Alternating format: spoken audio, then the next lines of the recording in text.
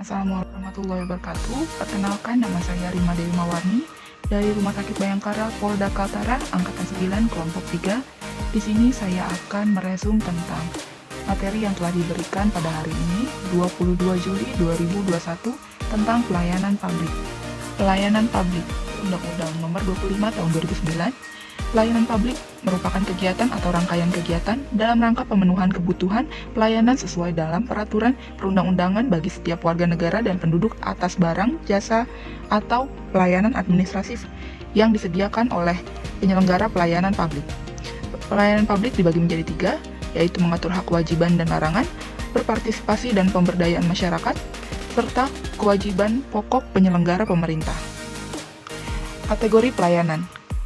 Kategori pelayanan dibagi menjadi 4, yaitu barang atau jasa privat, barang atau jasa tol, barang atau jasa umum, barang atau jasa kolektif. Kemudian klasifikasi pelayanan publik. Pelayanan publik terbagi menjadi 4, yaitu pelayanan administratif, berupa pelayanan yang menghasilkan berbagai bentuk dokumen resmi yang dibutuhkan oleh publik. Kemudian yang kedua, pelayanan barang, yaitu pelayanan yang menghasilkan berbagai bentuk jenis barang yang digunakan oleh publik. Lalu yang ketiga ada pelayanan jasa, yaitu pelayanan yang menghasilkan berbagai jasa yang dibutuhkan oleh publik. Dan yang keempat, pelayanan regulatif, yaitu pelayanan melalui penegakan hukum dan peraturan perundang-undangan maupun kebijakan publik yang mengatur sendi-sendi kehidupan masyarakat. Prinsip-prinsip pelayanan publik, yaitu kesederhanaan, kejelasan, kepastian waktu, akurasi, tanggung jawab, keamanan, kelengkapan sarana prasarana, kedisiplinan, kemudahan akses, kesopanan, kenyamanan, serta keramahan. Selanjutnya, karakteristik aparatur profesional dibagi menjadi 7. Yang pertama, melaksanakan tugas dengan terampil, kreatif, dan inovatif. Yang kedua, memiliki otonomi yang penuh rasa tanggung jawab dalam membuat keputusan. Yang ketiga, memaksimalkan efisiensi dan kreativitas. Kemudian yang keempat, mempunyai komitmen yang kuat terhadap tugas dan program. Yang kelima, memiliki komitmen terhadap pelayanan publik. Yang keenam, bekerja berdasarkan sifat dan etika profesional. Yang ketujuh, memiliki daya tanggap atau responsif dan akuntabilitas. Prinsip-prinsip pengembangan profesionalisme dalam pelayanan publik dibagi menjadi 14. Yang pertama, mengembangkan modernisasi, kualitas, efisiensi, dan kepekaan. Kemudian pendekatan yang pragmatis dan bukan dogmatis. Yang ketiga, berorientasi kepada kepuasan pelanggan. Yang keempat, bekerja atas dasar kemitraan dengan sektor swasta. Yang kelima, mengembangkan jaringan kerja dalam pelaksanaan pelayanan publik. Yang keenam, kontrak karya digunakan jika kualitas output dapat ditingkatkan dengan harga yang lebih murah. Yang ketujuh, sumber daya, keterampilan, dan komitmen staf adalah aset yang terbaik di dalam modernisasi pelayanan umum. Yang ke-8, pimpinan departemen atau LPND tetap bertanggung jawab terhadap proses contracting out kepada pihak swasta. Yang ke-9, perlunya antisipasi yang tepat terhadap perubahan yang terjadi.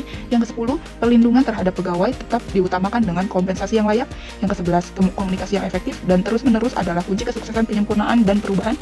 Yang ke-12, adanya informasi dan komunikasi terbuka antara pelanggan atau masyarakat dan stakeholder. Yang ke-13, hubungan dengan sektor swasta adalah dua arah dengan menerapkan prinsip keterbukaan dan kejujuran.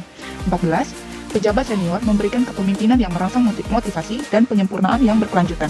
Etiket berasal dari bahasa Prancis yang berarti aturan sopan santun dan tata cara pergaulan yang baik antara sesama manusia.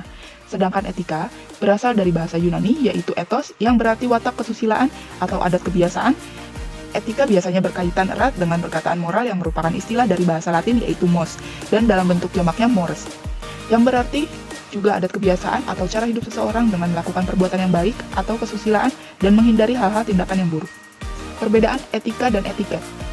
Menurut Bertens tahun 2007, etiket yang pertama menyangkut cara suatu perbuatan harus dilakukan manusia, hanya berlaku pada pergaulan. Bila tidak ada saksi mata, maka etiket tidak berlaku. Yang ketiga, bersifat relatif, artinya yang dianggap tidak sopan dalam suatu kebudayaan bisa saja dianggap sopan dalam kebudayaan lainnya. Dan yang keempat, hanya memandang manusia dari segi lahiriah saja. Sedangkan etika tidak terbatas pada cara dilakukannya suatu perbuatan. Kemudian yang kedua, selalu berlaku meskipun tidak ada saksi mata. Yang ketiga, jauh lebih bersifat absolut, prinsip-prinsipnya tidak dapat ditawar lagi. Dan yang keempat, menyangkut manusia dari segi dalam. Terima kasih atas semuanya. Wassalamualaikum warahmatullahi wabarakatuh.